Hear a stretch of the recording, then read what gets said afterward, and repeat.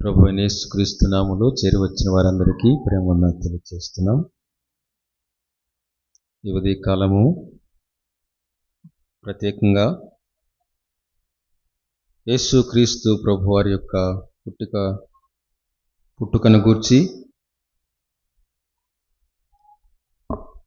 ఒక ప్రత్యేకమైన దినాన్ని బట్టి మనమందరము ఆదివారం కాకపోయినా, ప్రార్థనా కూడిక, వాక్య ధ్యాన కూడిక కాకపోయినా దేవుని సన్నిధిలో చేరి రావడానికి దేవుడు మనకిచ్చిన మంచి సమయాన్ని బట్టి దేవుని స్తుతిస్తూ ఉన్నాం. దేవుని వాక్యం చదువుకుందాం. చూడండి, హెబ్రీయులకు రాసిన పత్రిక 9వ అధ్యాయము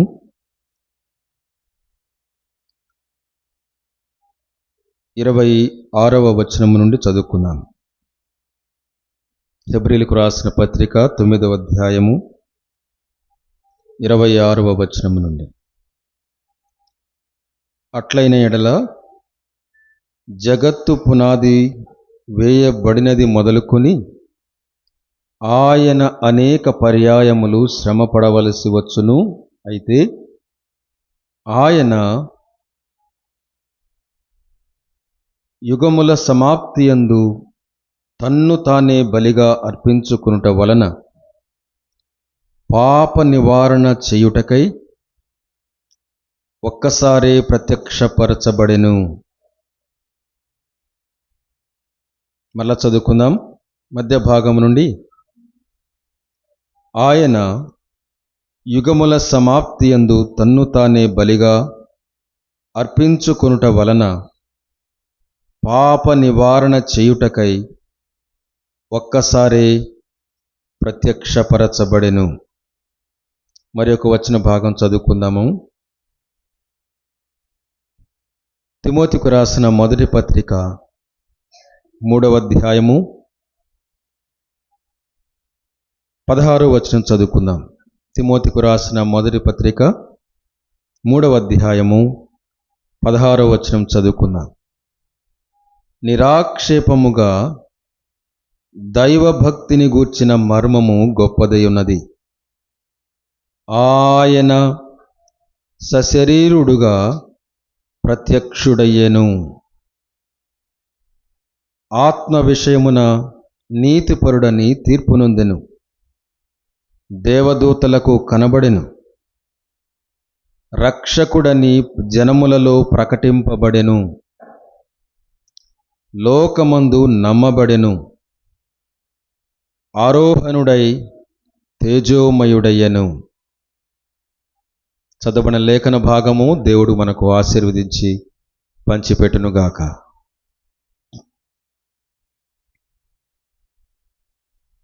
మత్తయి సువార్తలో, లూకా సువార్తలో ప్రారంభ అధ్యాయాలలో యేసుక్రీస్తు ప్రభువారిని గురించి ఆయన పుట్టాడు అని ప్రస్తావించబడింది కదండి. దావీదు పట్టణమందు నేడు రక్షకుడు మీ కొరకు పుట్టి ఉన్నాడు. ఇది ఎక్కడ చూసినా ప్రతి ఊళ్ళో ఫ్లెక్సీల్లో ఇదే రాయబడి ఉంటుంది కదండి. పుట్టుకగానే ప్రస్తావించబడిన అదే పుట్టుకను మరి ఒక సందర్భాలలో మనం చదువుకున్న మాటల్లో మనం చూస్తున్నప్పుడు, హెబ్రీయులకు రాసిన పత్రికలో 9వ అధ్యాయంలో మనం చదువుకున్న వచన భాగంలో ఏమని ప్రస్తావించబడింది అంటే, ప్రత్యక్షపరచబడ్డాడు అని ప్రస్తావించబడింది.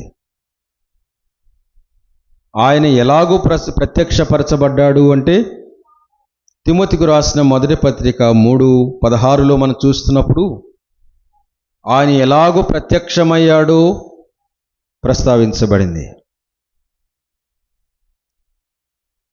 ఒక పుట్టుకగానే ఎంచడానికి లేదు, కానీ యేసుక్రీస్తు ప్రభువారి యొక్క పుట్టుక ఇది ప్రత్యక్షత. మానవులకు తన్ను తాను ప్రత్యక్షపరచుకున్నాడు. తాను తన ఇష్టానుసారముగా కనపరుచుకున్నాడు. ఎలాగూ అంటే, ఏం పిలవాలో ముందే చెప్పాడు. ఏమని పిలవాలో ముందే చెప్పాడు, ఎలా పుట్టబోతున్నాడో ముందే చెప్పాడు. ఇవన్నీ లూకా సువార్త 2వ అధ్యాయంలోను, మత్తయి సువార్త 1వ అధ్యాయంలోను మనం చదువుతాం.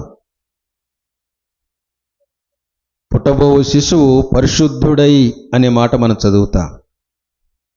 ఎవరు? పుట్టబోవు శిశువు పరిశుద్ధుడు. లూకా సువార్త 2వ అధ్యాయంలో మనం చదువుతున్నప్పుడు దావీదు పట్టణమందు నేడు రక్షకుడు మీ కొరకు పుట్టి ఉన్నాడు అని ప్రస్తావించారు. కానీ ఎక్కడైనా దేవుడు మీ కొరకు పుట్టాడని రాశారా? ఇక్కడ ఈ వచన భాగంలో లూకా సువార్త చదువుదాం, చూడండి. లూకా సువార్తలో 2వ అధ్యాయములో 11వ వచనం. దావీదు పట్టణమందు నేడు రక్షకుడు మీ కొరకు పుట్టి ఉన్నాడు. ఈ రక్షకుడు ఎవరు?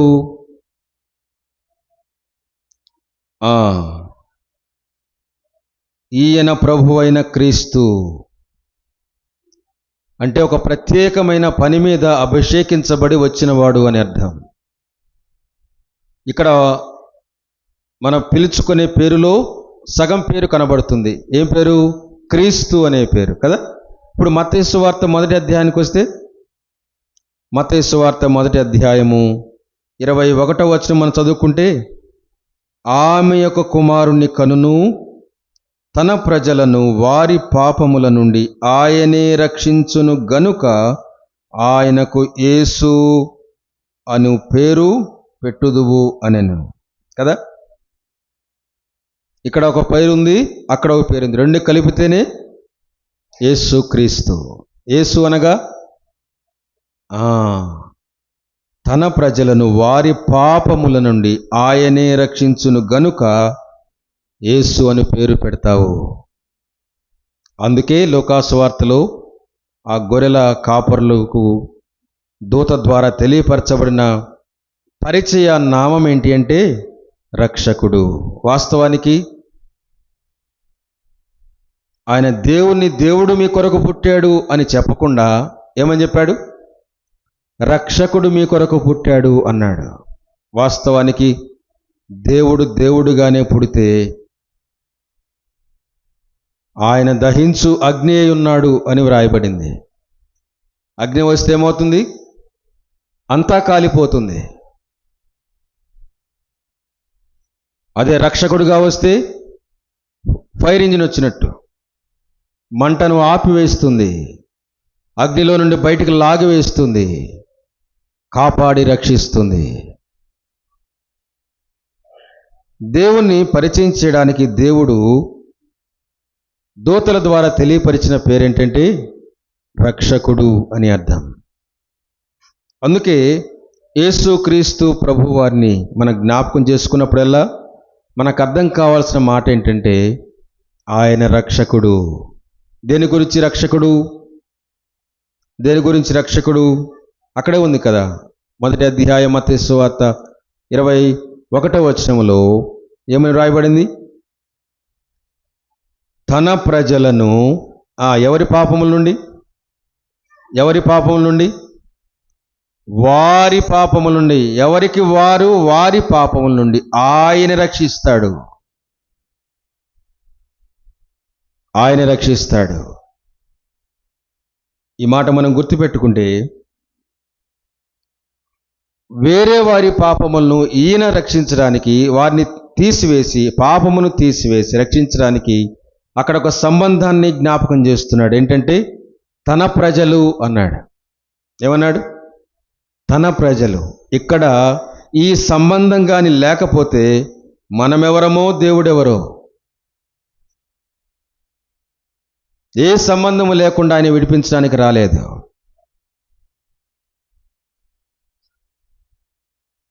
ఒక పోలీస్ స్టేషన్లో ఏదైనా ఊళ్ళో ఏదైనా చిన్న తప్పు చేసి కుర్రపిల్లలు పోలీస్ స్టేషన్లో నుంచోబెట్టారు.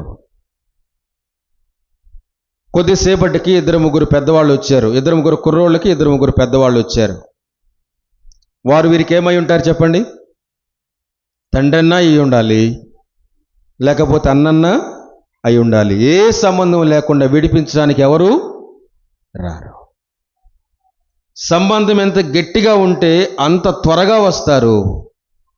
సంబంధం ఎంత గట్టిగా ఉంటే ఎంత తప్పైనా కానీ వకాల్త పుచ్చుకొని విడిపించడానికి వస్తారు. కానీ ఈ తప్పు మామూలు తప్పు కాదు. నిత్య నరకాగ్నికి వెళ్ళే మానవుని రక్షించడానికి దేవుడు తన సొంత ప్రజలనుగా ఎంచుకున్నాడు గనుక ఆయన ఈ లోకానికి వచ్చాడు. ఆయన రక్షకుడిగా వచ్చాడు. రక్షించడానికి వచ్చినప్పుడు అనుకున్నారు, ఆర్థిక బాధల నుండి నన్ను రక్షిస్తే నాకు బాగుండు అనుకునేవారు ఉన్నారు కదండి. అనారోగ్య సమస్యల నుండి తప్పిస్తే బాగుండు అనుకునేవారు ఉన్నారు.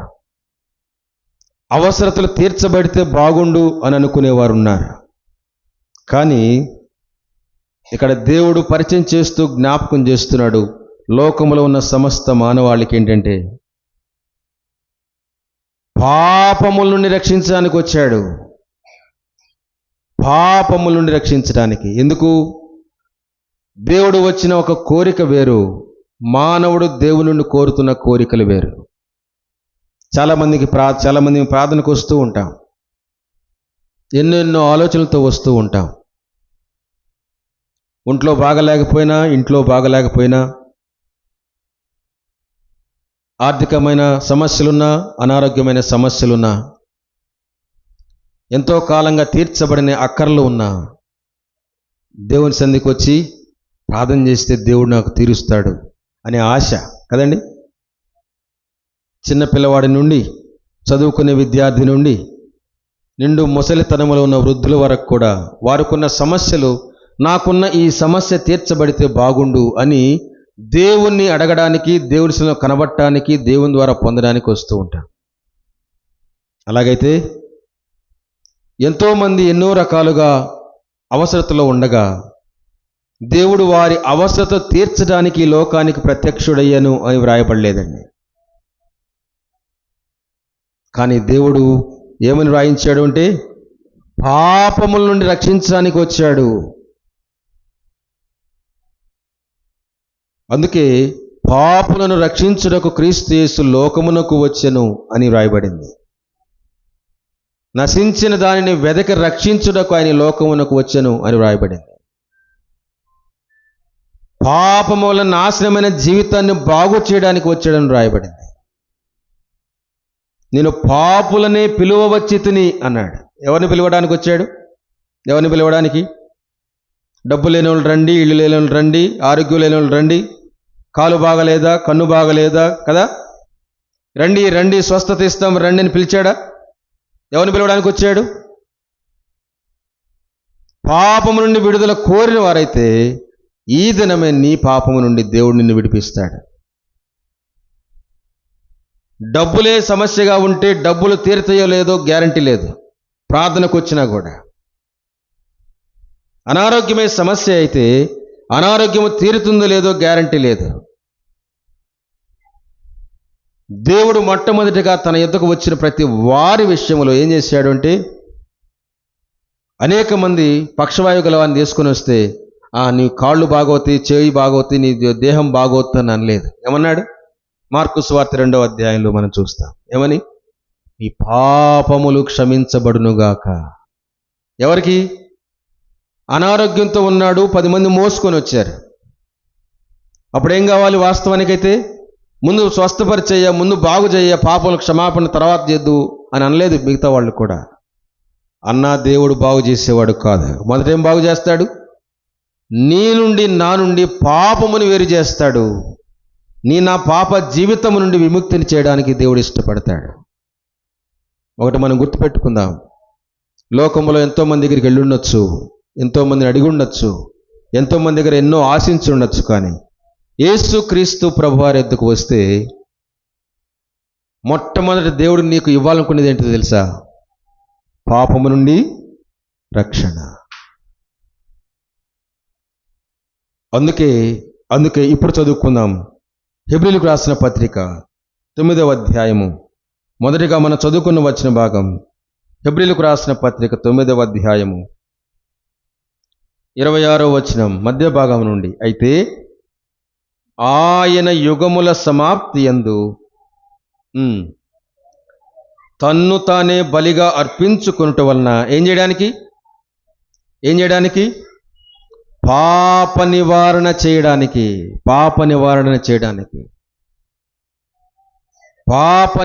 చేయడానికి ఆయన ప్రత్యక్షమయ్యాడు కదా. ఒక్కసారే ప్రత్యక్షపరచబడిన ఆ ప్రత్యక్షత కోసం, ఆ పాప నివారణ చేయడం కోసం తిమోతికి రాసిన మొదటి పత్రికలో మనం చదువుకున్నాం కదండి. తిమోతికి రాసిన మొదటి పత్రిక 3వ అధ్యాయము 16వ వచనంలో ఆయన సశరీరుడుగా ప్రత్యక్షుడయ్యను. మన పాపం నుండి విడిపించడానికి ఆయన శరీరమును ధరించుకున్నాడు. మన పాపములను తీసివేయడానికి, మన పాపములను రక్షించడానికి ఆయన శరీరమును ధరించుకున్నాడు. అందుకే చెప్పాడు, రక్షకుడని జనములలో ప్రకటించబడెను అని వ్రాయబడింది. యేసుక్రీస్తు ప్రభు నువ్వు ఎలా కొలుసుకుంటావో కొలుసుకొని ఇష్టం, ఎలాగో పిలుచుకుంటావో పిలుచుకొని ఇష్టం. కానీ మొదటగా నీవు యేసుక్రీస్తు ప్రభువును పిలవాలి అంటే ఎలాగో పిలవాలని ఇష్టపడతాడో తెలుసా? నా రక్షకుడు. ఏమని పిలవాలని ఇష్టపడతాడు? నీకు పరిచయం చేసిందే మొట్టమొదటి ఎలాగ పరిచయం చేశాడంటే యేసుక్రీస్తు ప్రభు వారి యొక్క పుట్టుకను రక్షకుడు అని మాత్రమే పరిచయం చేశాడు. మనం అనుకుంటాము, నా బాధలు తీర్చి ఆపద మొక్కులు వాడు నా దేవుడు అనుకుంటాం. నువ్వెన్ని చెప్పినా, మనం ఎన్ని చెప్పినా, దేవుడు తనను తాను పరిచయం చేసుకుని ప్రత్యక్షమైంది ఎలాగో అంటే రక్షకుడనే పరిచయం చేయబడ్డాడు, రక్షకుడనే ప్రత్యక్షమయ్యాడు. నీ దృష్టిలో, నా దృష్టిలో యేసుక్రీస్తు ప్రభువారు ఎవరు? ఎగ్జామ్ పాస్ కావాలి, దేవుడా దేవుడా అని ప్రార్థన చేస్తావు. ఉద్యోగం రావాలి, దేవుడా దేవుడా సహాయించి ప్రార్థన చేస్తాం. వివాహం కావాలి, దేవుడా దేవుడా అని ప్రార్థన చేస్తాం. వివాహం అయిన తర్వాత సంతానం కావాలని దేవుడా దేవుడని ప్రార్థన చేస్తాం. ఈ ప్రార్థనలన్నీ ఒకటి తర్వాత రావాల్సిన సంఖ్యల్లోనే. మొట్టమొదటి ప్రార్థన విన్నపం ఏమై ఉండాలని దేవుడు కోరుతున్నాడు చెప్పాలి. రక్షణ పొందుటకు నేనేమి చేయాలి అని ప్రార్థన చేయాలి. ఏం చేయాలి? రక్షణ పొందుటకు నేనేం చేయాలి అని ప్రార్థన చేయాలి. ఈ ప్రార్థన లేకుండా, ఈ ప్రార్థన చెయ్యకుండా నీవు ఏది అడిగినా కానీ నీకు ఏమీ ప్రయోజనం లేదు. పొందినా కూడా చదువు వచ్చినా ప్రయోజనం లేదు, ఉద్యోగం వచ్చినా ప్రయోజనం లేదు, వివాహం చేసుకున్నా ప్రయోజనం లేదు, సంతానం కలిగినా ప్రయోజనం లేదు, ఆస్తి అంతస్తు ఆరోగ్యం సమకూర్చుకున్నా ప్రయోజనం లేదు. అందుకే హెబ్రీయులకు రాసిన పత్రిక మనం చదువుకుంటాము, ఇంత గొప్ప రక్షణను నిర్లక్ష్యం చేసినడలా కదండి. ఈ రక్షణ ఎలాంటి రక్షణ? గొప్ప రక్షణ అన్నాడు, గొప్ప రక్షణ అన్నాడు. నేను దాటిపోతున్నాను, క్లుప్తంగా జ్ఞాపకం చేస్తున్నాను. ఏమంటే దేవుని యేసుక్రీస్తు ప్రభువారిని ఈ లోకానికి మొట్టమొదటిగా దూతలు ఎలాగో పరిచయం చేశారు. దూతలు ఎలాగో పరిచయం చేశారు అంటే మరియమ్మకు కానీ యోసేపు గారికి కానీ ఎలాగో పరిచయం చేశారు? ఆయన పరిశుద్ధుడై పుడతాడు అని పరిచయం చేశారు, ఆయన రక్షకుడు అని పరిచయం చేశారు. అదే లూకా సువార్త 2వ అధ్యాయంలో గొర్రెల కాపరులకు కూడా ఎలాగ పరిచయం చేశారు? రక్షకుడు మీ కొరకు పుట్టి ఉన్నాడు, రక్షకుడిని పరిచయం చేశారు కదండి. రక్షకుడిని పరిచయం చేశారు. యేసుక్రీస్తు ప్రభువారిని మత్తయి సువార్త 2వ అధ్యాయము, మత్తయి సువార్త 2వ అధ్యాయము 2వ వచనం చదువుదాం చూడండి. మత్తయి సువార్త 2వ అధ్యాయము 2వ వచనం మొదటి నుంచి చదువుదాం చూడండి. మొదటి నుంచి. రాజైన హేరోదు దినముల యందు యూదయ దేశపు బెత్లెహేములో యేసు పుట్టిన పిమ్మట ఇదిగో తూర్పు దేశపు జ్ఞానులు యెరూషలేమునకు వచ్చి ఏమంటున్నారు? జ్ఞానులు ఏమని పరిచయం చేస్తున్నారు? యూదుల రాజు అని పరిచయం చేశారు. అదే 2వ అధ్యాయం 5వ వచనంలో అందుకు వారు శాస్త్రులు ఏమంటున్నారు? 4వ వచనం నుండి, కాబట్టి రాజు ప్రధాన యాజకులను ప్రజల్లో నుండి శాస్త్రులను అందరినీ సమకూర్చి క్రీస్తు ఎక్కడ పుట్టునని వారిని అడిగినప్పుడు, అందుకు వారు యోదయ బెత్లెహేములోనే, ఏలయనగా యోదయ దేశ బెత్లెహేమా, నీవు యూదా ప్రధానులలో ఎంత మాత్రమును అల్పమైన దానము కావు, ఇశ్రాయేలును నా ప్రజలను పరిపాలించు ఎవరు? అధిపతి.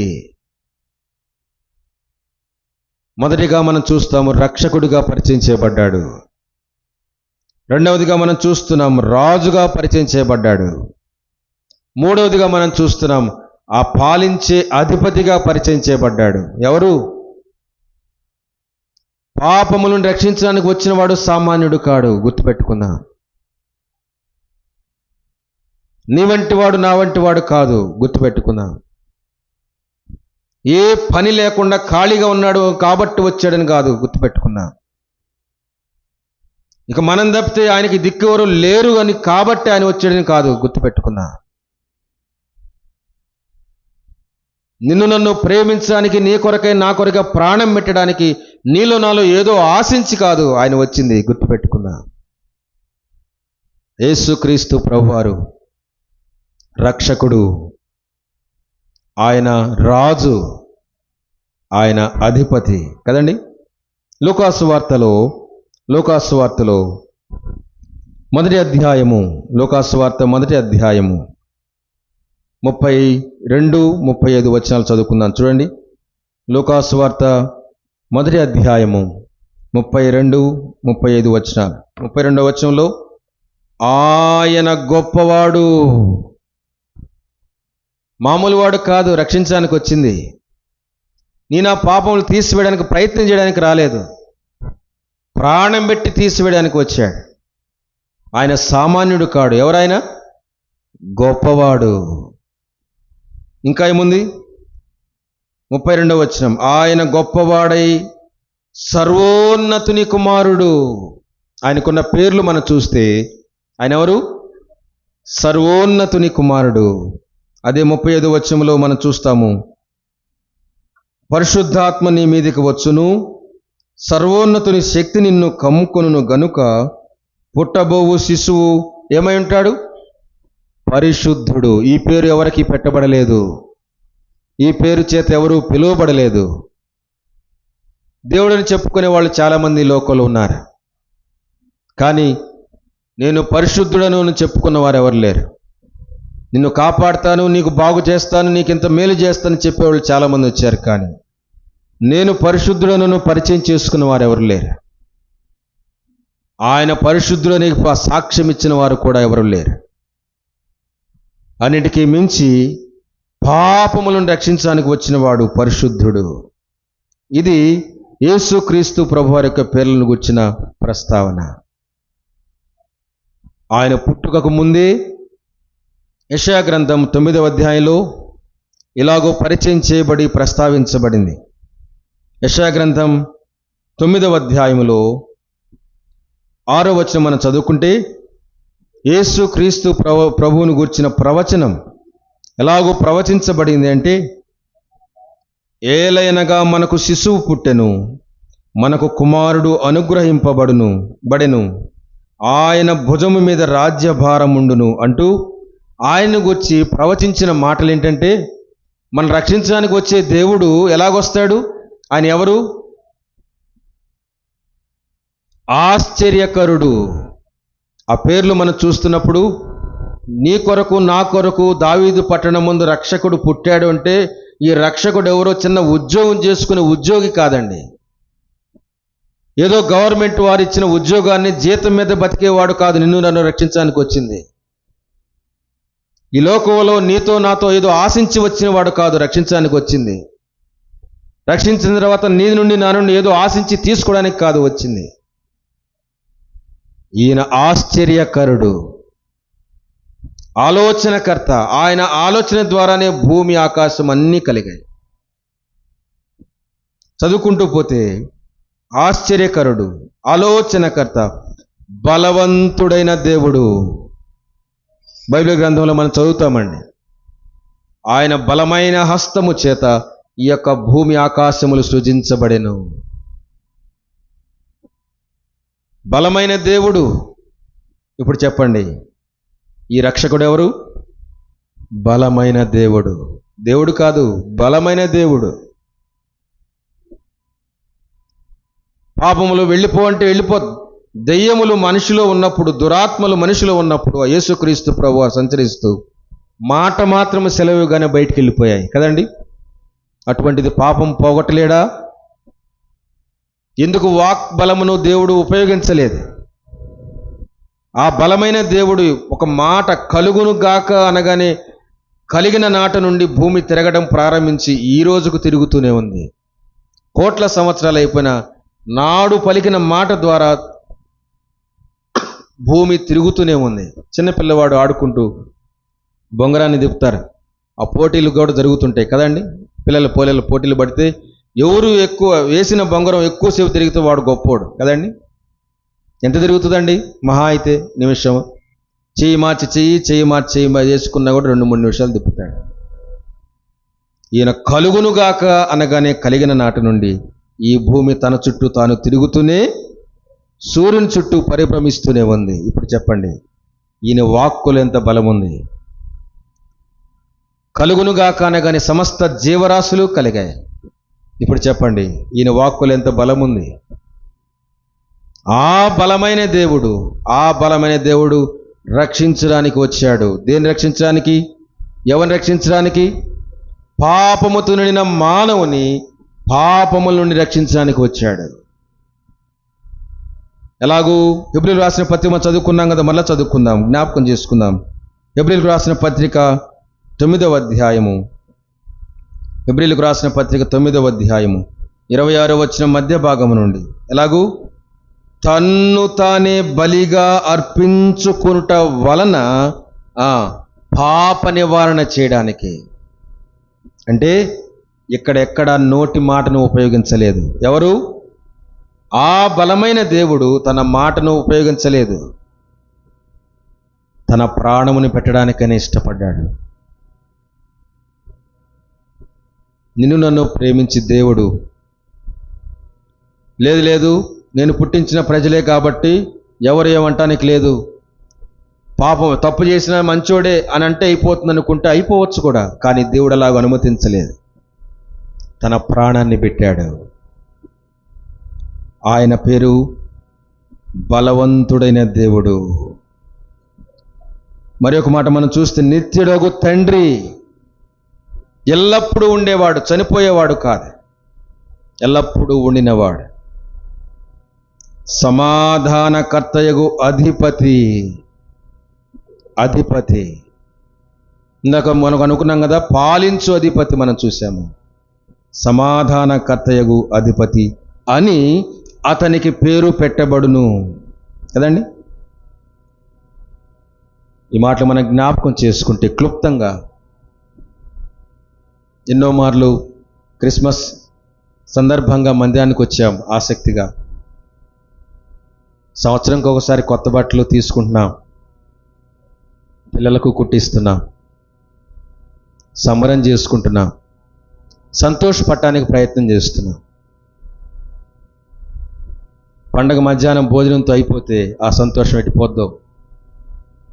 ఈరోజు వేసుకున్న కొత్త బట్ట తీసివేస్తే ఆ పండగ ఎట్టిపోద్దో, ఆ పండగలోని సంతోషం ఎట్టిపోతుందో కదండి.